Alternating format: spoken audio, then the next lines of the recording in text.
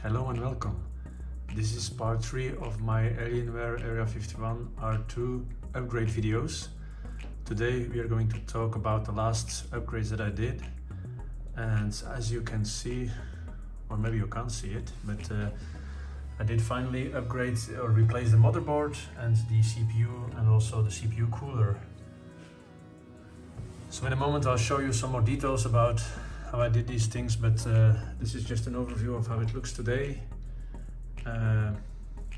So the cooler, I did replace the original Alienware cooler, which had a single 120mm fan and also radiator, of course, and this I replaced by a Corsiar iCue H100i Elite capellix, I believe, which has a dual fan, so dual 120mm fans.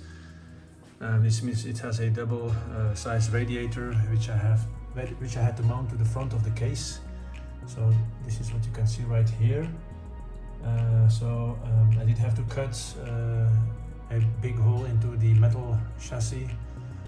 So that also means that I had to remove all the plastic covers from this case, but I'll include some pictures at the end of this video.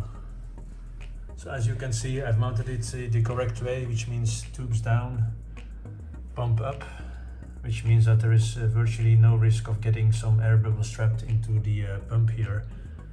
If anything, then the air bubbles should get stuck there at the top of the radiator. This also shows the see-through panel that I created some time ago. One of you was asking about this in my previous video, so this is how it looks like with the panel on. Let me remove the panel.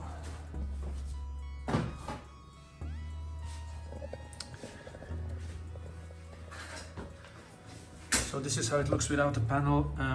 I'm not going to go through the other upgrades that I did again. It's in my previous video, part 2, that you can look. So I'll only talk about the changes, the final changes. So, okay, the cooler I just explained. The motherboard. This is an MSI Z590 carbon Wi-Fi motherboard. I did choose the brand MSI specifically because the original Alienware motherboard is actually also branded by MSI, and the reason for picking the same brand of motherboard is for the front panel header connection. You need a special cable, or not really a special cable, but the existing Alienware cable is way too short. So the front panel cable, this is it. So this is a 9-pin cable, but it's very short. So this runs from the small board at the front of the chassis to the motherboard, to the Alienware motherboard, but it's too short to use on any other motherboard. So I did buy a USB 2 10-pin cable, 50 centimeters, for which I then had to cut a small hole in one of the pin headers so that it would fit on the motherboard. But this means that I have actually a cable running from the front I/O board until the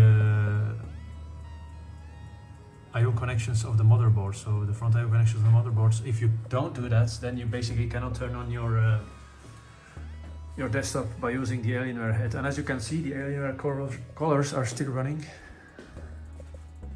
So the original colors are still running, so the Alien head and the other colors. I don't care actually too much about those. I don't have the command center installed, but you can, if needed, reinstall command center. You will have to use a BIOS hack to make the computer believe that you are running a Alienware motherboard, so that you can install the old command center. I am running the latest command center, but that's just to control the monitor here. But as you can see through, you can actually see a little bit of the radiator there and the fans that are mounted on the inside. I did choose for a pull configuration, which means that those two fans pull fresh air from the outside here through the radiator. I was originally going for a push configuration where I first have the fans right here and then the radiator behind it, but I did cut the hole a bit too high in the case, and the radiator is a little bit bigger than the fans. The radiator was hitting the top of the case here.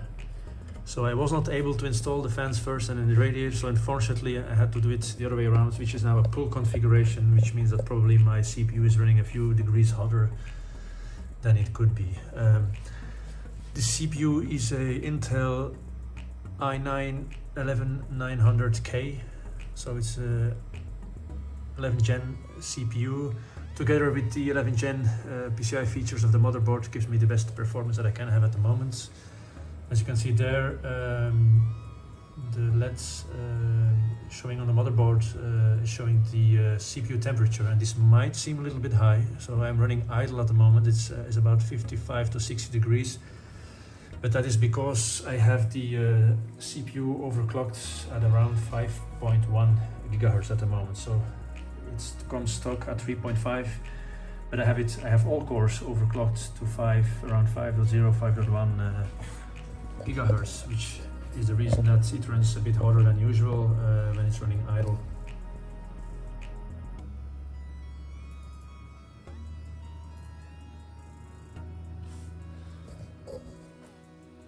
So you can see this here, that it's this is MSI center, and you can see that the CPU is running at 5.1 megahertz. I mean 5.1 gigahertz.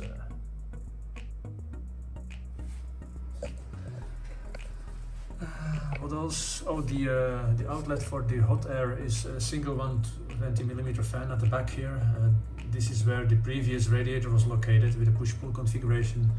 I removed that one obviously, and I replaced it by a Corsiar 120 fan, and I believe this is a LL fan. Yeah. And I have also the same type of fan to the in the PCI fan slots previously, so this one is also pulling fresh air from outside of the case.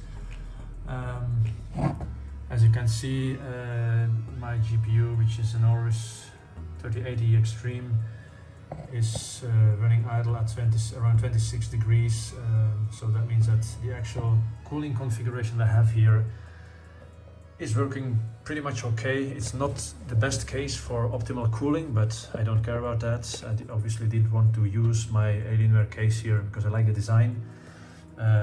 Also, how I had to install the radiator at the front. There was no other option, but it seems like most of the fresh air comes from the front now. Obviously here it will be more warm air from the CPU. Then we have warm air coming up from the GPU, which has 3 fans, as you can see here. And then all the warm air is basically at the top here and gets evacuated by the top left fan here.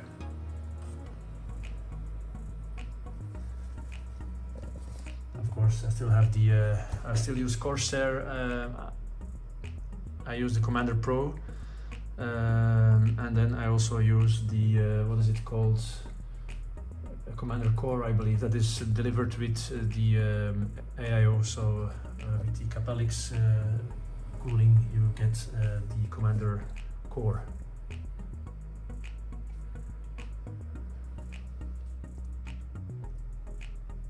This is just some lighting effects that I did configure in iCue.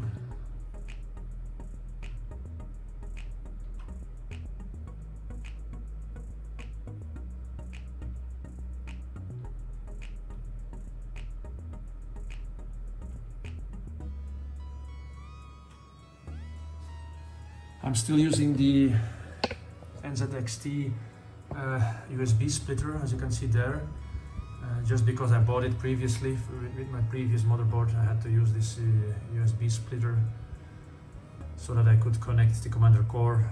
This motherboard has 2 USB headers, but I'm still using the splitter there because I use all 3 of them. I use one for the front I/O board, one for the capellix cooler, and one for the Commander Core. And that's it, I think. For the last part of the video, I'm just going to put the case on again, and then I'm going to add some pictures of the case and how I cut the hole in the front for the radiator and so on.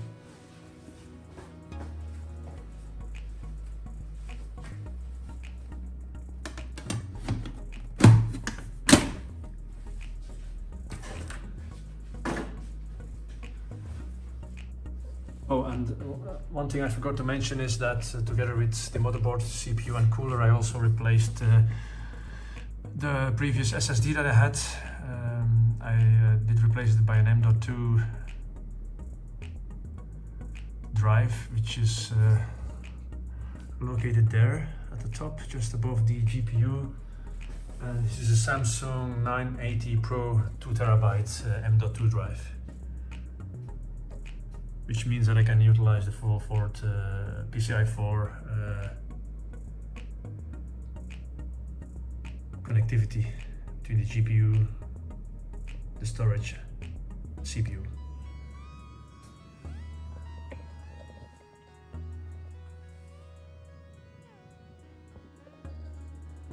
Alright, so this is the side panel of the Alienware Area51-R model. As you can see, it's a see-through now. It's an acrylic window that I cut out myself together with a friend, and yeah, I did print out some the Alienware logo and the font here, and also at the top which says Area51. So the steps that I did to create this window is step 1 to put some masking tape along the edge here, measure the distance that I wanted to make the cut all along. So together with masking tape, then with some marker onto the case, and then afterwards I did put some paper on top to make a paper template. So once I had the paper template, I went to the back side. I put the paper template on here again, marking it with a marker where to cut, and after that you can actually do the cut with a Dremel. Just be careful and work slowly, because this is plastic, so it will melt easily due to the temperatures of the Dremel. Once you've cut out this plastic side, I obviously also first remove this metal base plate. So the metal plate is actually all around here. I did cut everything away, or dismounted it, but you have to keep the bottom part here, because otherwise you cannot close the case, so, or close the panel. So I did measure it just above here, and then made a straight cut, as you can see, so that I could use these original holes to mount the metal plate back to the panel. Once the cut was made in the plastic, I used the same, well, you can either use the paper template, or you can actually use this as a template, then the cut that you've made. I bought this acrylic plate, then just again with a marker, but you have to go a little bit wider than your original cut in the plastic, as you can see here.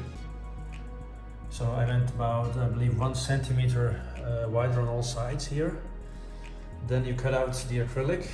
Again, this is a very annoying process, because cutting acrylic with a Dremel is, well, it's tricky. It takes a lot of time, and you have a lot of debris from the acrylic melting, basically. So that's why I'm not prepared to create another panel. I had some people ask me if I could create another panel for them, but it was actually a lot of work. And you can easily do it yourself if you have a Dremel, some masking tape, a marker, and yeah, the acrylic plate. You can buy this at any hardware shop. It doesn't cost much. I think it was about 40 euros.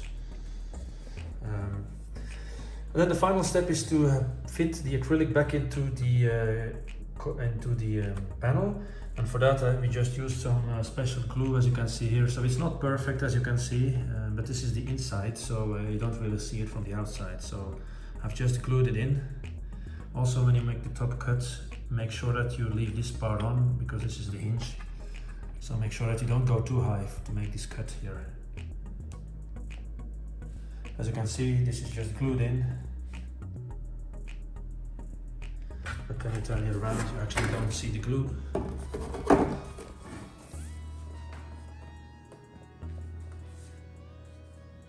When you go closer, you see that it's not perfect. You can see the edge here where we did cut the plastic. And also there's a short gap here in between the plastic panel and the acrylic. There's a short gap because, well, the panel is not straight, so but I didn't want to fill that up because I didn't want to mess up the acrylic. You could use some silicone to fix the gaps, but yeah, I didn't want to risk it not to have any spots on the acrylic.